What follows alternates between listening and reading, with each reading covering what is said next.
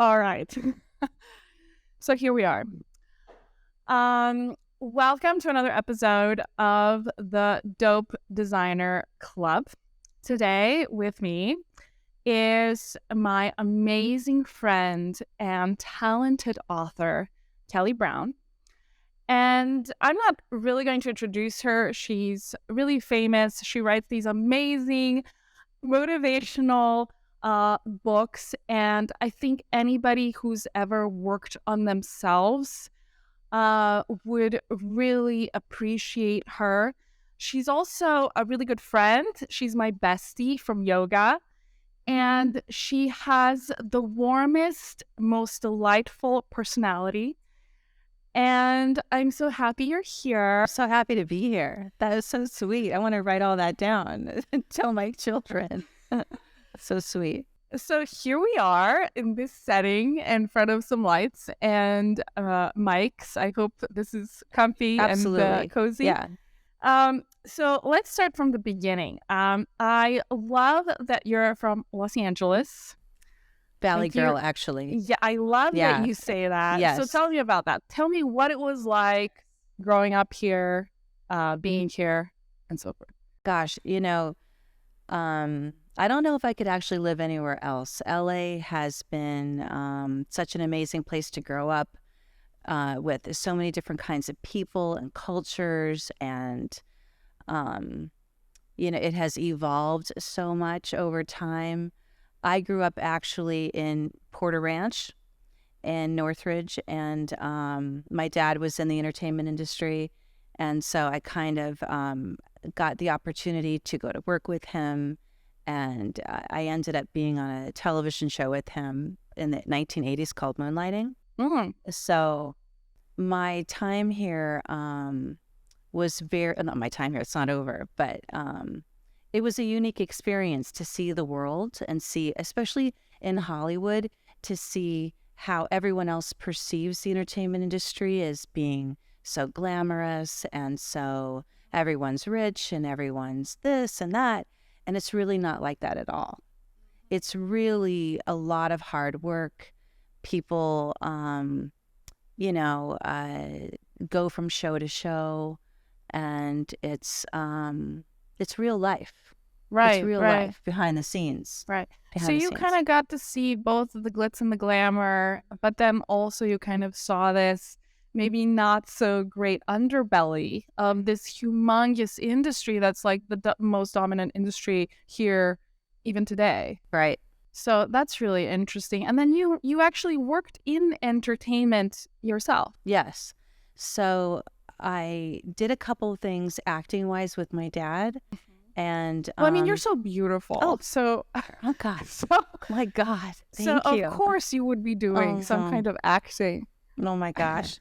Well, I did like a couple things, and then I had like a day part in Steve McQueen's last film called The Hunter. And then I was working on a series with my dad, and I witnessed what it was like to be an actress, and how time, how it's really all about the perception of how you look and things like that. And on that show, I got to work with Carrie Aaron, who was the writer of The Morning Show. I was on her desk as her. Cool. I was taught myself how to type. We were using old typewriters, and I worked with Glenn Caron, who created the show.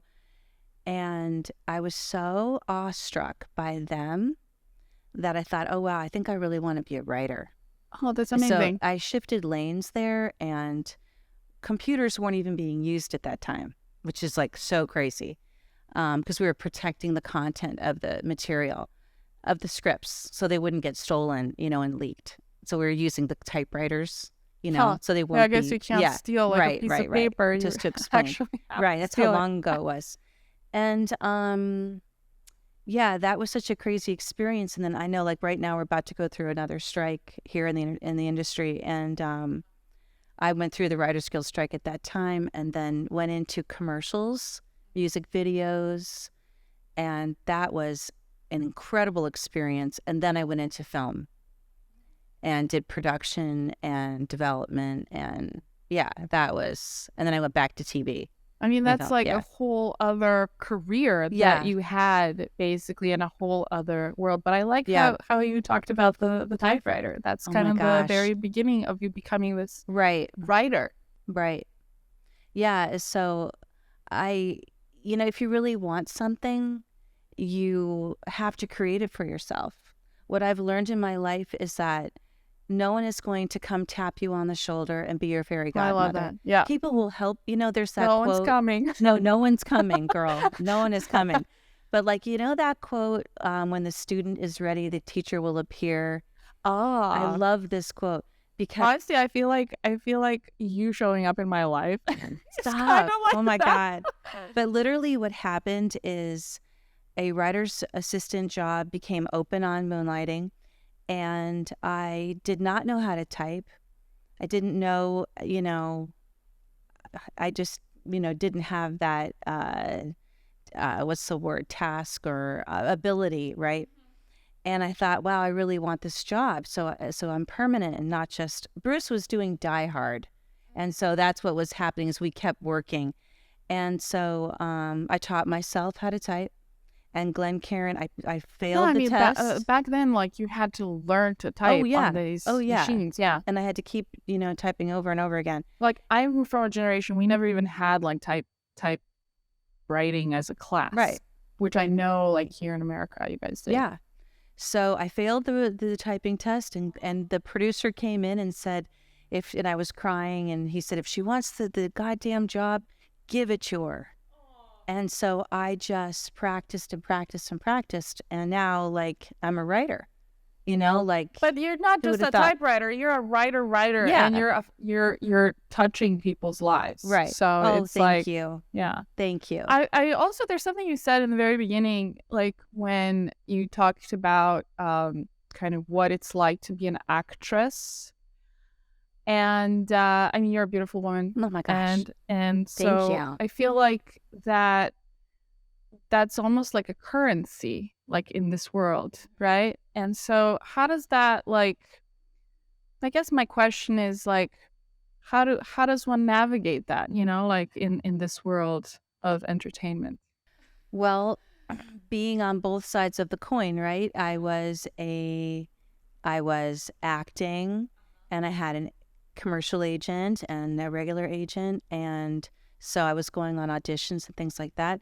And then when I transitioned into film and television, um, we had actors coming in all the time, and we had one famous actress, Selma Hayek, came in, and she literally was unaffected, sat on the floor, at the table, was very gracious. And, those are the kinds of actors that people want to hire. Yeah. People that are easy to work with, that are humble, that are gracious, that show up prepared and do the job. Physically, and your, in your appearance, you know, uh, actors that came in that were sloppy, it didn't really, it gave the impression that they didn't really care. Yeah. Right. Yeah. So, and that's something that, as a producer, you have to be thoughtful of, because you're hiring this person and you want them to be as respectful. Yeah. I think that's also great, like, because, this whole podcast is about creativity and like the different aspects of it and all the different kinds of creativity. I think that's a great point because, you think about like acting as like a really like creative like medium, but it's actually a grind. Like some of these like, women, like sure, like you said, she sits on the floor, like she's probably tired, like it's been a long shift. So I think that's a great like point that, it's all kind of a grind. And it's like sometimes I think people don't see that aspect of like all of these different creative industries that, what you see like the pretty pictures and like Yeah. the glamour, like it's actually a lot of work. Huge. And for every 100 auditions you go on, maybe you get one callback. So I am seeing that. I have another friend whose husband is an actor, and it's so true that like people really focus on getting an agent or getting a manager, and it's really about you hustling to get the job. Yeah. You No know, one's going to do it for you. at all, Yeah. at all. Cool. So, so you've had this whole career and experience in the entertainment industry, and then now you have this whole other career. So how did you pivot? How did that happen for you? So, I was working for Jeff Franklin, who wrote Full House, and then I remember that. yeah, and he was doing a couple shows that I worked on them with him, and then he went into doing a movie. And during the film, we were in pre-production, and I was getting married, and I thought, gosh, I don't want to not be present for my kids, because when I get married, have kids, that was the plan. And so I walked away from my job, which was very difficult to do. But when you're in production, you're working like 14-hour days and you're on location. And it's hard to have a family. Like having my dad be on location and travel, it was hard because he wasn't around. And as a mom, I wanted to be around because it goes so fast, right? So after I got married, I wrote a lot of thank you notes for my wedding. And because now we have computers, right? And I wrote them all on the computer because I kept tearing them up because I was making mistakes. And I thought if somebody is spending $20, $50, $100 on a gift, at least I could be gracious and write them a thoughtful note. And so that is how the thank you notebook was born. Oh, yeah. Got it. So from my development experience, I contacted an agent and sent them a synopsis, and that is how that book actually, I know this is like crazy, but that's how it happened. I love that. I went back to school. I got my degree in screenwriting. And yeah. So you still kind of merge the two. Screenwriting is kind of the combination of these two passions. Right.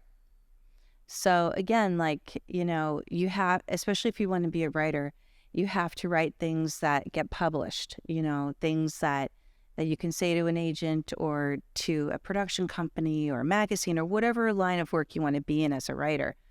You have to say, oh, hey, I wrote this article, or hey, I did this, or I have this blog, so they can see your success, right? Yeah. So, so that's how it started. Interesting. That's interesting. There's a few things there. First of all, I love thank you notes in general. I think there was a time where I printed probably like 1,000 cards with, my firm name on it, Plana. And I was in this really good habit of like writing thank yous for everything. And people really respond. Just a note. It's just paper and words on it. But it's not so a much gift, more. But it's the gesture. Yes. And it's so much more. I think also this art of writing like an actual piece of paper, just like people appreciate that. It's not the same when you write an email, or it's different when you open a thank you note. And I think it also it multiplies because you get a good feeling out of it too. Right. Oh, right. For sure.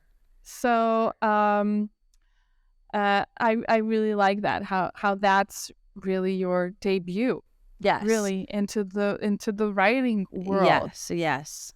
And then moreover, it fosters this feeling of gratitude. And that's a really, I think, big theme for you. So tell me more about what is gratitude to you? Well, it's what are you grateful for? Well, so what am I grateful for? Is obviously, the lives of my children and my family. I'm so grateful to have. I could just burst into tears. But I grew up here in Los Angeles doing a lot of volunteer work. I'm in National Charity League, and I did thousands of hours, working with guide dogs and senior care and the special needs and all that. And it was kind of life-changing. Well, it was life-changing to be in service to other people. And when I started to see how important just being gracious to another human being and being kind, and how much, our senior citizens care about the fact that you show up and say, hi, how are you? That was a really big foundation for gratitude for me, Mm. because I then I kind of started. feel there's a little bit of a tear in your eye here. Yeah. Oh, yeah. Well, now I'm gonna cry too. Yeah, I when totally. I see it. Yeah, I do the same. because, I think that you don't appreciate the little things in life. Oh, We but it's take all them. the little things, Right. right? I'm going to It's totally all the cry. details. It's all the details. Well, Yes. Mies van der Rohe had this thing, God is in the details, meaning like architectural details. Like, so it's kind of technical, but you can really apply that to a lot of things. And I think the older that I am, I pay attention to like little gestures, like somebody smiled or said thank you or opened the door. And it just like it can change your day. It can really change your life, It's also a sign of their character, when somebody does things like that, and they're not looking for a big, It's the way they are. You're not right. you're not expecting anything in return, obviously. Right. It's just the way they are. I think that's the best. The other thing I think that you use in your other book that we'll talk in a second is grace. I think that word is so powerful. And I think it's a character trait. Do you think that this is something that we're born with, or is something that's teachable, or something you learn? What's your take on that? I think that the environment you grow up in is really, really important. I think that there are people that, for instance, like that story, Homeless to Harvard, it's your personal drive and how you view the world. And because of my life experiences, I do appreciate the nuances, and I do appreciate the things that people may not value as being important. Like, I'm so grateful to have a car to drive and food on the table. Yes, and a yes, roof yes. over my head. The basics, yeah, because Right. most of the population, like, we live in a bubble really here Yes. in LA. The lives we live here on this podcast, and in Yeah. essence, we do. Right.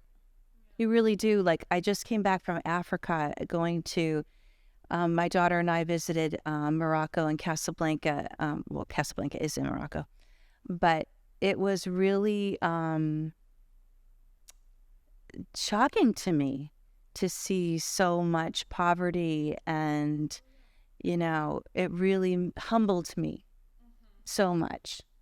And I have always been tried to give to others and volunteer and things like that, but that was really everyone I met was so proud of their country and their culture, and I was so honored to take that home with me. That's lovely. So, like, creativity is in these nuances, and I think that's really important, to pay attention to all these little things that we take for granted. And that's the grace and the gratitude of what. I love that. Yeah. I think also, speaking of creativity, we think of creativity, I just like paintings and I don't know, like dressed up or drew something. But there is also this thing about creating your life or recreating yourself. And I think this is it. These books help us do that, right? Absolutely. I didn't set out to do anything other than try to communicate how I felt and what I thought people could learn, and what I've learned in my life. The forgiveness book that I've just released, I went through a horribly traumatic time with my family. My mom died from the gas leak. We're in the San Fernando Valley. Oh no, on the other I'm so side sorry. of the hill. I know about it. Yeah. My mom died from that Yeah, gas a leak. lot of people were affected. Yes. And we had really shocking evidence. And yeah, I mean, there are no words for what happened. And then my daughter was thrown from a horse and broke her neck. And so it's like, how do you go on? How do you navigate when life gives you such heavy trauma? How do you, like, I literally remember I was like, I stopped exercising. I was just trying to get through each day. Yeah. And I thought, we went into trauma therapy and I learned a lot of tools. And that's what created this book. This was originally supposed to be a book on how to say 101 ways to say I'm sorry. And I thought, this isn't working. Like, I just couldn't write it. But afterwards, This is so much more. yeah. And so, there's so many layers of forgiveness. And when we carry things that have affected us so deeply, it really colors who we are in relationships or in our careers or with our children and how we view our life, right? So I had to make a conscious decision. Like, am I going to continue to be sad? And I literally ripped both of my retinas from crying. Literally. It was so much. You know what it's like. It's, you have family members you love and children, like, you would rather give your own life. Yeah, but losing a parent, I think, is a whole other level. It's like, so I think it's truly transformational, and your ability to kind of grow from that and have all these lessons for the rest of us, I think, is really extraordinary. Thank you. Yeah. Thank you so much. There was so much more I could put in here. So Kelly's book, Mindful Forgiveness, is not just about saying you're sorry, which I think is really important. I think there's people like my mother. I don't think she's ever said sorry in her life, like once. I love her, but this is just not a part of her character.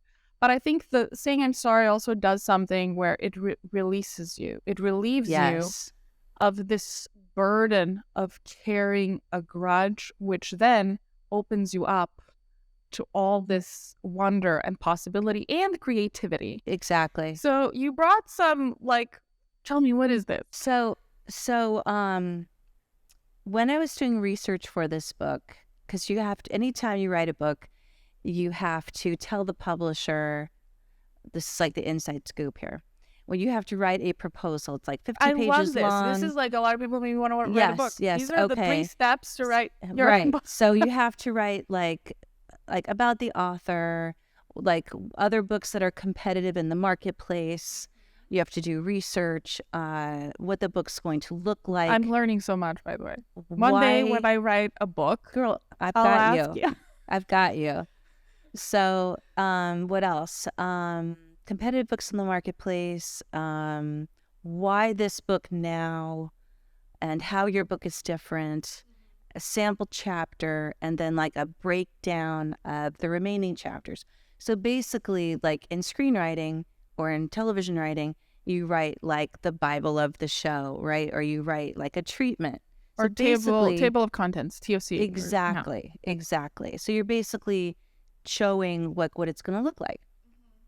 And I think that takes so much longer to lay out because you really have to figure out the book. It can't just be like, oh yeah, I want to write a book about, how to plant a tree.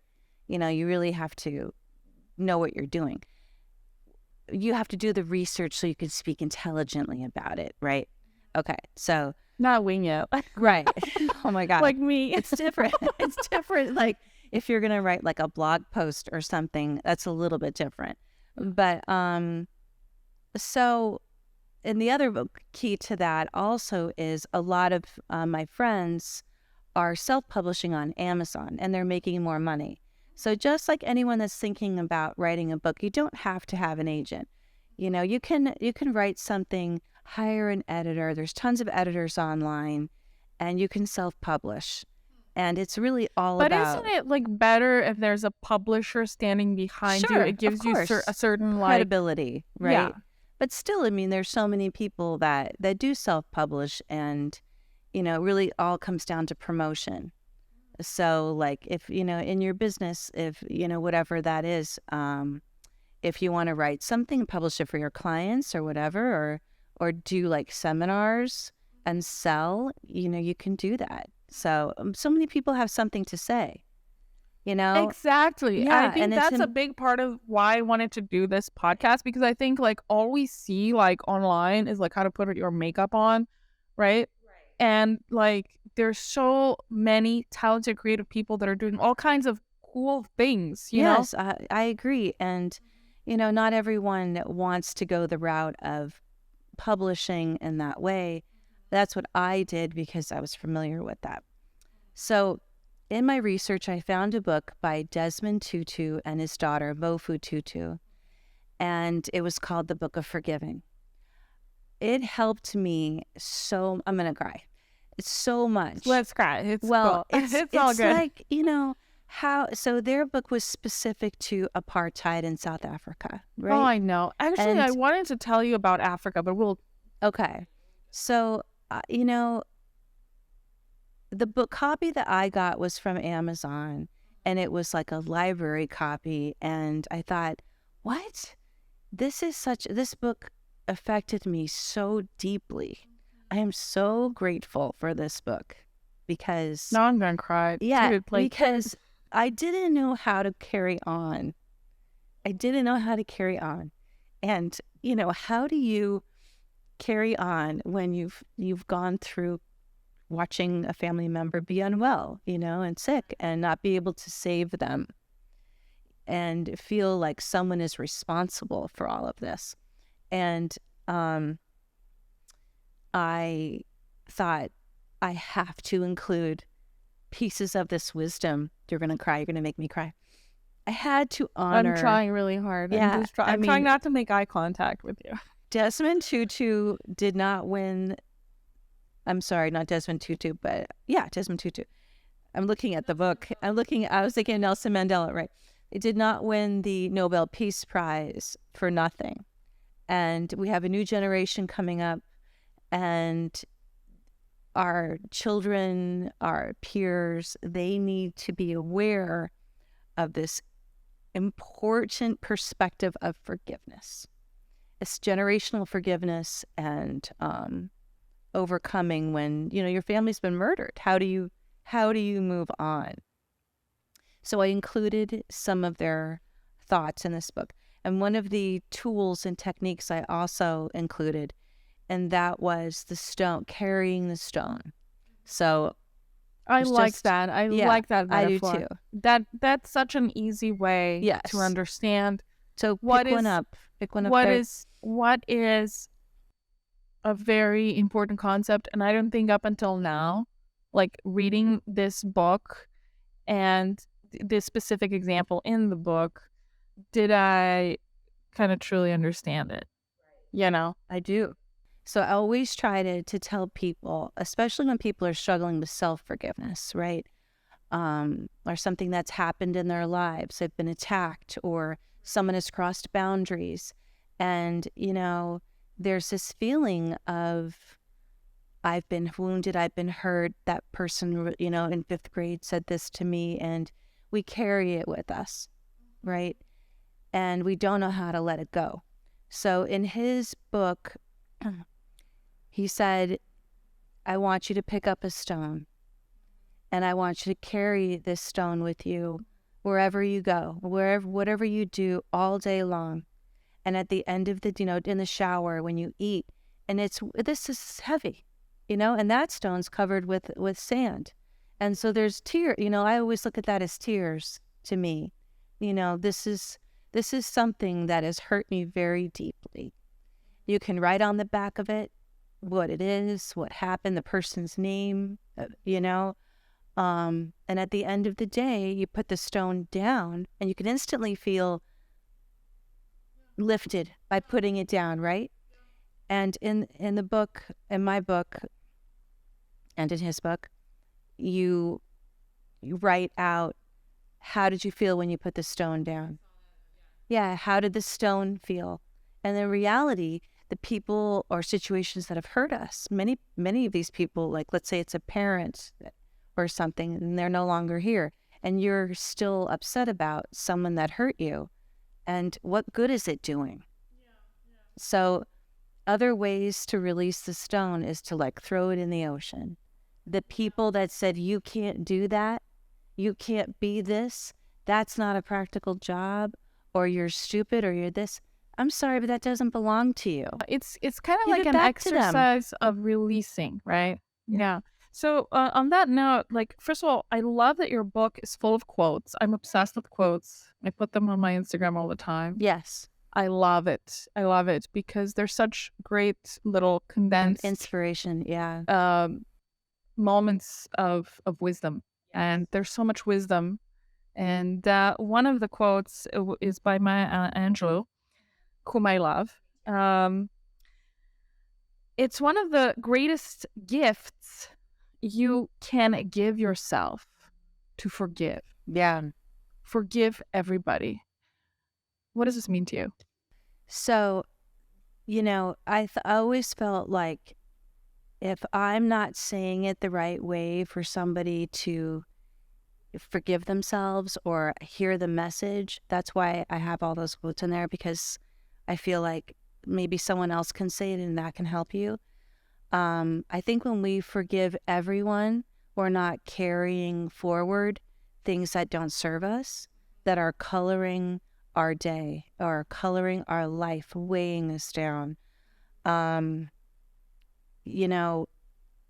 truly believe that when we carry these grudges or hurt feelings or things that are unforgivable, right?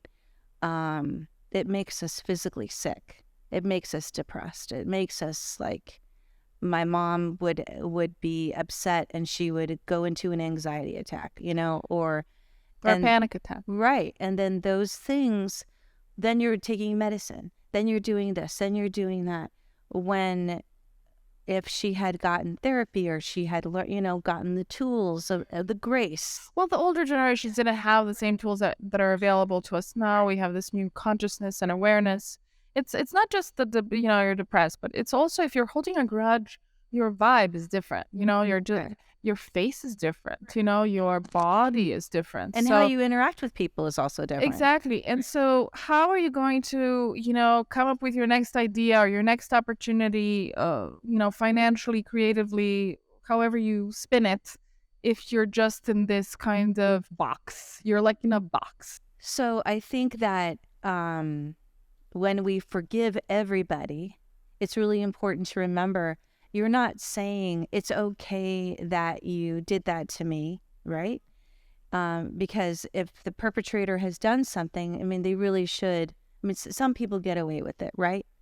But you really have to step back and say, I am not going to choose to, I am mentally going to release you. I don't have to have you in my life. Forgiveness isn't a free pass to do it again. And it doesn't mean that it's okay that what happened, ever. And I think that's really important, because like Taylor Swift, there's a quote from her in there. And it's, it's basically like, her thoughts were that she chooses to be indifferent. I'm just not going to allow that to consume me. We can be so obsessed about what someone says, especially on social media, and somebody writes something mean. Somebody wrote something mean on my social media and I was so hurt. It really hurt my feelings. And I thought to myself, wow, that is such a reflection on that person. And I am not going to give them another minute of my time. Yeah, I think what's also interesting is like using this kind of like almost as a daily practice, because people are always going to be mean to you, like, right. Even not intentionally, right? Right. Because they're in their space, they're in their dimension, in their dream, whatever. And it's almost like your own attitude. And I think there's another quote like that in here, but I can't find it. But here's another one, which I Sure. love. It says, resentment is like drinking poison and then hoping it will kill your enemies. Wow. This is by Nelson Mandela, actually. So this is such a great one, yeah. Nelson Mandela and Desmond Tutu, I just love their work. I love their work, so honoring them. But think about it, if there is someone that's wronged you and you're harnessing all this hatred towards them. You're wasting your time, But- energy, but resources. What's it doing to your physical body? What is it doing Crippling to you? you. It's Right. literally crippling you. Right. I think it's also kind of interesting how this is, like we've mentioned, Maya Angelou and Desmond Tutu and Nelson Mandela. All of these people have definitely been wronged. This is a whole continent, right, that has been so wronged. And you mentioned you were in Morocco and how it changed your perspective. I've also been thinking about Africa a lot lately, and I think it's such a coincidence. Oh, I yeah. think you and I have I this just got the telepathic. chills. We have this telepathic thing going for sure. So I've been listening actually to African music lately, and I love it because it's so happy And spiritual. and it's And spiritual full of hope and and faith. it's uplifting and, yeah. and it's like, I don't even understand what they're saying, but I understand the music. I understand the spirit. And I think it's so wonderful how, these people don't have a lot. They have nothing compared to what we have. And here in LA, everybody's in therapy, everybody's depressed, right? And these Right. people are like happy. Right. Right. So I think it's important to also remember, this element of social media where people are holding up a mirror to you of what you don't have. And it's all not real, right? Yeah. So and it's all really shallow too. Yes. Let's And be I honest. think you really have to say, like, it's not about how many likes you have or how many follows or whatever. It's about the essence of life. And that is what it was like in Casablanca. It was like the food, honoring the moon and the dates, and they were so proud, and it just really affected me so deeply. I started crying. They brought me into a mosque, and on the edge of the ocean, the Hassan II Mosque, I believe it's called. And I was so moved. I mean, I don't know anything about Islam or this culture, and I was so overwhelmed by the beauty. And even standing on the beaches of Africa and being in the ocean, the history. And so these are lessons in life that we need to pay attention to, I think. Absolutely. And, what is most important in your life? The family that you make, the people that you love, the people that hold your hand on the journey. I worked for a famous producer and his sister. We were on location in Georgia, and she said, "Kelly, every moment," I'm going to totally cry, "every moment you can celebrate life, do it." And so even every holiday. Oh, yes. You and I spoke about Yes, this. every Easter, success. Yeah. Passover. Yeah. Anything. Yeah. Right. And Yeah. so it's so important to understand other cultures. Interesting. And, Yeah. Yeah. So, Everybody here, I think there's this also mentality a little bit that everyone's against each other and that we're so divided. But I think in all of this work, I think what I'm hoping I'm reading this correctly is connecting, actually.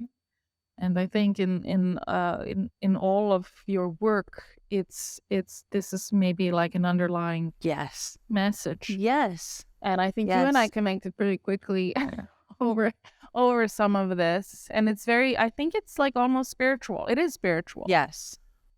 So in that sense, one of the topics I wanted to talk to you about is intuition. Uh-huh. And what is your take on intuition? And I think there's other stuff there that we can probably talk about.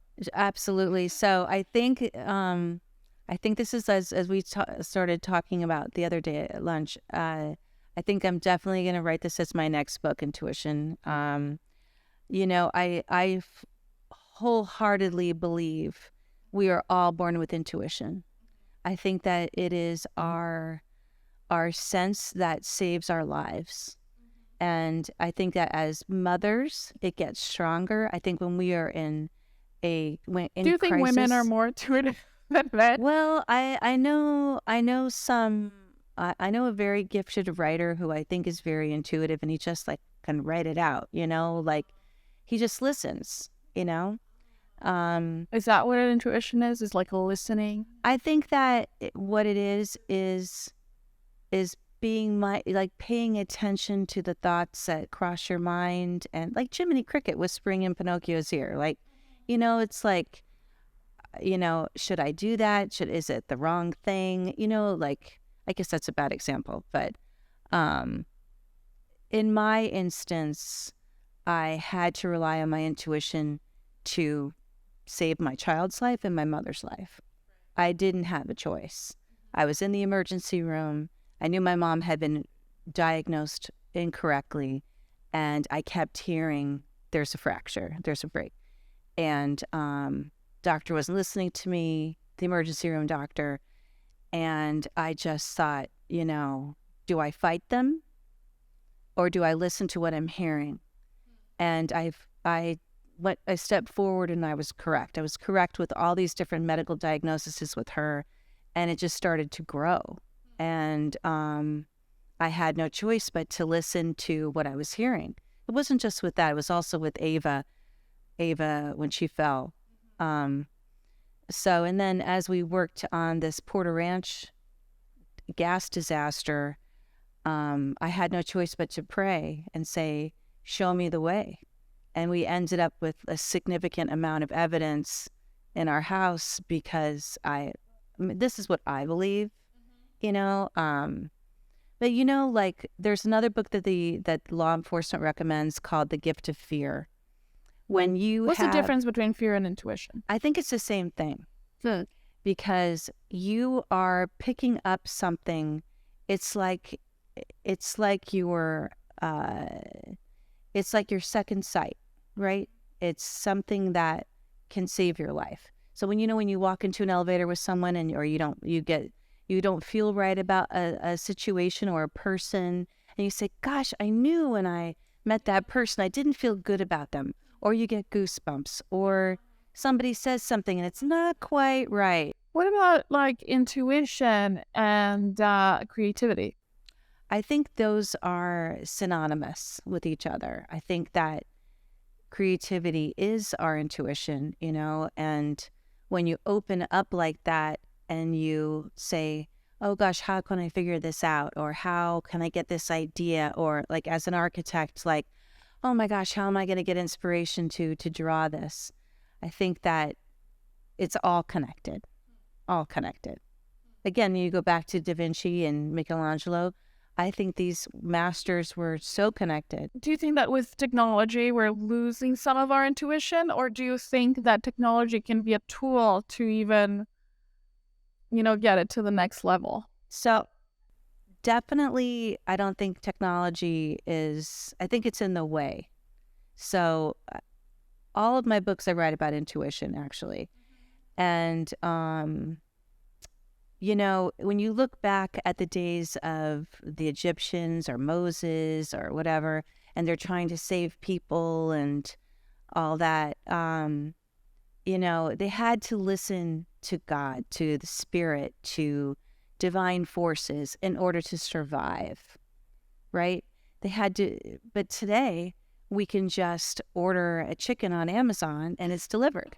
We can go to the kitchen and turn on the water. We don't have to listen to figure out where there's water in the ground or watch the birds fly. So do you think we're disconnected from our life source or yes. What about each other? I think I think you're right. I think that is, well, I don't know. It's clouded the connection for sure, I think. So, when you go out and you take a walk in nature and you kind of reconnect or you lay down. There's that Japanese concept of like forest bathing.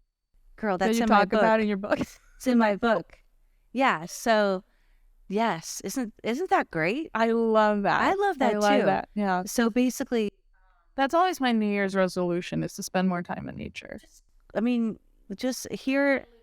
Yeah, you live in LA, there's so much. Actually, in LA, I think we have, even though it's such a megalopolis, right? Yeah. We have so much nature. We have a huge forest, Santa Monica Mountains. We have coyotes. We have wildlife. The beach, We have the beach, we snow. have the mountains, the snow, we have the desert. So there's so many different, I think, environments. It's pretty amazing. It's all there for the taking. It feels like it's hidden, but it's definitely there.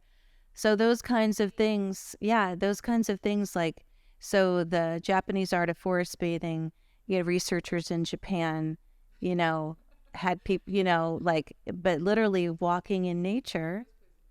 Well, it's exactly. Thank God I remember. But like, it reduces your cortisol levels, which is, and if your cortisol is too high, it can make you sick. So think about it. Like if you were to take a 20-minute walk by yourself every day, like how would it change your life? Do you think when we're in nature, we're returning to our core? Totally. Yeah. Yes. Is that why we feel rejuvenated? I think so. Like, I think that it's a good little reset to start the day. I mean, so many spiritual leaders talk about taking that walk, by themselves in nature and talking to God or praying or listening or looking like for sure when I've like gone up on these trails, I will be trying to figure something out and I'll have the answer by the time I'm back. Literally. Interesting. Well, Queen Elizabeth, she would always have her meetings on walk. Oh, really? Yeah. Or on the golf course too, right? People With talk her about corgis. that. Yeah. Yeah. Oh, that's so interesting. I did not know that. Yeah, that was one of her sort of signature leadership Oh, wow. I had no idea. things. Yeah. I kind of like that. I like that because when we're sitting now, but like when you're moving, your brain works differently than when you're, sitting. So it's kind of important. And there's like a deeper connection too, I feel like, yeah, than sitting at a desk and yeah. there's less, counting the minutes. So yeah, I think that I also think one more thing about nature. I feel like when I'm in nature, I see things better. Like I think for my in my work, a lot of stuff is very visual, and I feel like my eyes like kind of open up versus when I'm just kind of in front of a computer. right. Well, it's the world, right? It's the world. And when you're just looking at a laptop or a desktop, whatever, you're limited in what you see. So again, like, we didn't have all of these luxuries thousands of years ago. We had to rely on listening. We had to rely on that inner voice and paying attention to the patterns of nature, paying attention to like for instance, we have geese that fly here that usually come in late summer. And I noticed that they were flying over my house now, like in September. And as the years have gone on, it's now December. So the patterns It's have global changed. warming. I Yeah. guess they picked So up like, on that. right. So if you were living here, centuries ago, you had to rely on food and following these patterns and being intuitive of paying attention to nature and animals and things like that. So you and I, we both do yoga. So, right. So, being in our own bodies, right. Versus like being a part of this largely artificial world of our, society and our minds. Like, where do you stand with that? I know you go to yoga every day, which is where I see you. Yes. How does that help you, like, Oh my with your gosh. process? I would say that I had to figure out coming through all this trauma, right? And I had nowhere for it to go. I didn't really take care of myself through the trauma, which I should have done, but I had like nothing left. And so yoga, I made myself go, and you just show up. You just show up, and it's a hot room. And I found myself beginning to relax and release. And there was one day where I'm standing in front of the mirror and I just burst into tears because I do that a lot. yeah. Sometimes, like I go there and I'll be like, in the end, like I'll just like start crying. I feel like you know how you have like an onion and you have like the layers of an onion, and for me, I start thinking about my life or things I need to solve or things I need to deal with. And it allows me the grace and the space to think about it, and it clears away other thoughts, like, and just allows me to be present and mindful. So there's been times actually writing the forgiveness book where I would say, like, thoughts like were not mine that dropped in, and I felt like there was some divine intervention that dropped in on this book, because there's no way that I could write some of this. You know what I'm saying? Like, I was like, oh my God, did I say that? Yes, I can totally believe that you wrote the book. I think this book is like totally you. It totally has your very, I think you like nourish people, Thank you. with this. It's like you nourish people's spirits, and I think this is such an amazing book. I'm still reading it. I'm really enjoying it, and it's hitting a lot of spots. It's emotional for me. Oh yeah, it's emotional, but it's also very logical. It's very rational, which I actually really like. Again, this is a process. This is not a book you read cover to cover. This is, that's what I try to do. Yeah, but you actually have to pause and kind of let it I think sink. if you read the first 3 chapters, mindfulness, apologizing, and forgiveness, right? There's so many different things in life that may not apply to you, right? Or family or friends or, work. But it may apply to someone else that you can share it with, and I think if you flip through, and even if you don't do all the exercises in it, it does create a shift in your mind. Even if you're not ready to say, to let your grudge go, it starts the process of thinking, because it's completely up to you. No one can say, oh, just get over it. That is so annoying to me. Like, that is how we grew up with teachers and caregivers and parents or whatever. And if they would say, oh, she said she was sorry, just get over it. And it's like, wait, what? So this is kind of looking at that. On both sides too. Like, I think we also err, right? Like, we hurt people, right? So there's the other side of that too. You have to let the person also process their feelings, and be kind of gracious, to use that word again. So there's a lot of great lessons with this. And I think, relationships, right? Like, relationships are a really big part of anyone's life, right? So I think this kind of teaches us to be better at them, right? Also, like, especially with family, somebody was asking me, like, how do I move forward if this person has hurt me and, crossed a boundary, and now you're in a family situation. Like, what do I do?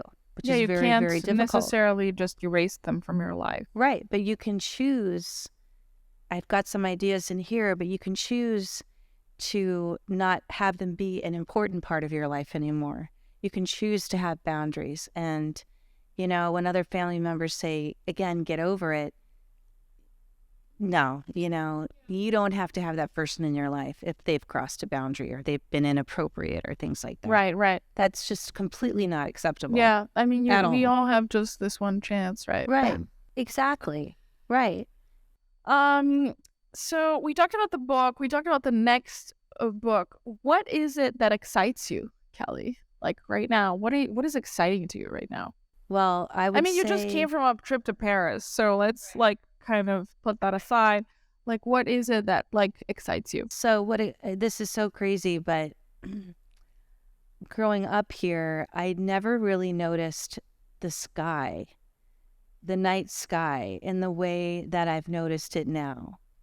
And I've been much more aware of the cosmos has opened up to you. Yes, the planets, and the moon, and going through this journey, I would think, if I was standing on the moon, would I, would that person, have hurt me? Like, would I be allowing it to hurt me as deeply as whatever? And yeah, like now, like when I look in the sky, I can see Jupiter and Venus and Mars. And yes, so Do you have binoculars or I something? got I got sky binoculars, and then I went to here we have Griffith Park Observatory. You gotta be kidding me. Like, I love astronomy. Oh, you Astronomy do? is like the only Okay, subject let's in go. college Oh my that God. I got an A plus. I had a telescope. I actually recently had to get rid of it because it was really damaged. But I had a deep space telescope. Like, I'm a total nerd.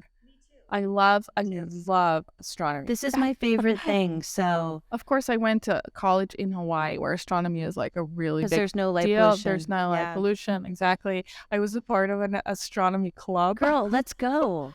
Let's go. I used to go to their meetings and like people had like homemade like telescopes. Yeah, so there's this Mount Wilson, is I know, I can't believe it. So they have this telescope party. They've got the 60-inch and the 100-inch. And so my daughter was here with her boyfriend, and we drove up to the top of Mount Wilson, and it was spectacular. There's like the Los Angeles Astronomical Society, I think it's called. Anyway. Astronomy, yeah. Yeah, Astronomy Society. Not astrology. Right. It's well, anyway, it's on Instagram. But so they had like 50 telescopes set up. Yes, like, exactly. People brought Yes, I and would they love to do shared that. their passion. And I was They so also have a overwhelmed. plan. So everybody comes up with their plan and then they show you things that you wouldn't have Yes. like seen. Yeah. So it's really cool. And they have their telescopes or their binoculars all in different parts of the night sky. So I was completely freaking out because now you see the Andromeda Galaxy. You see this star, and Yeah. and It's mind blowing. It's telling- mind blowing. Yeah. they're telling you the stories of the night sky. And so I thought to myself, this is like, oh my gosh. So that's when I thought binoculars. And I will make myself go outside because, the sun sets here in the west, everywhere it sets in the west. Yeah. But you can see the planets hanging out over the moon right now. Yeah. And that's like a beautiful thing for me to share with people I love, and I love especially that. my children. And when we were in Paris, Ava and I were standing on the top of the Arc de Triomphe, and so much history there. World War II, and I'm standing by the eternal flame at the end, and I'm crying because there's so much history there. And anyway, on top of the arc, there are the planets, the exact same planets I can see, and it's, from my backyard. And I looked at my daughter and I said, no matter where you are, Yeah, we're that's so connected. sweet. Yeah. So Well, we are. We by the actually same are. stars. Yeah. So it's really like, and then when we went to Morocco, there are the planets. It was really like, and Stop it. and they were celebrating Ramadan, and Yes, that was recent. Yeah, I was gonna, yeah. people were all on the beach celebrating, God, spirit, life source, whatever you believe in, and it all comes back to what you were saying. We're all the same. Wow, these are just such inspiring, Oh my and gosh. uplifting words. And I love that we have. Although I haven't really been into astronomy in a long time, but I do have some really cool binoculars. Come with me, We'll go. Yeah, we'll go. Definitely go. because there's a star party coming up. I would love that. Okay, we'll go. On another note, so you're such a mentor, I think, to so many people. Like whether you're too modest, I think, but who are some of your mentors? My dad, for sure.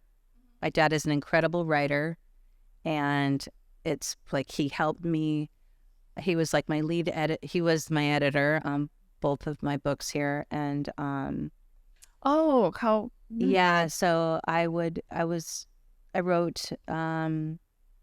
the Thank You Notebook has been a bestseller, and it was republished with a different publisher. it's also so beautiful. Thank I have you. to say, it's like just such a beautifully designed.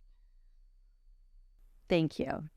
Even as So an object, it's so. I'm so proud of it. So I wrote it, and then we had to turn it around fast, and so this was a rewrite, but or revision update. And so I would send him my pages, and then he would say, "Oh, I don't like this. This is good. This is bad. Blah blah blah." And then with this, so the forgiveness book, I said, "You have to help me," and his wisdom is so important to me, and yeah, so I'm really lucky that I have him, that he can help me and be part of the fabric of what. Yeah, it's really, really important. So that's what I would say, my dad. And then on the other side, what sort of like advice or words of wisdom do you have for I mean, all of this is that all everything you said, but like one last juicy bit of wisdom that you could leave us with. I think that what you said earlier, in that you have one life, and I think that if you want your life to change, if you want to do what you really want to do, don't let someone else stop you. There's this woman, Dorothea Johnson, who wrote the foreword to my thank you note books, and she said, "Kelly, don't die with a song in your heart." And that was so like, oh my gosh, like, you want to make sure in this lifetime that you do everything that you dreamed of. And even if it doesn't come to fruition, at least you tried. At least you tried. And I think that's really, really important. Oh my God, dude. Here we are at the end. Makeup is gone. Well, thank you so I much, love you. Kelly. Thank you so I much. love you You're the more. best. I love You're the you best. more. You are the best. Oh, Thank you so much here for sitting here with me, therapizing. Oh, I love you. I love you too. Well, Okay. that's it.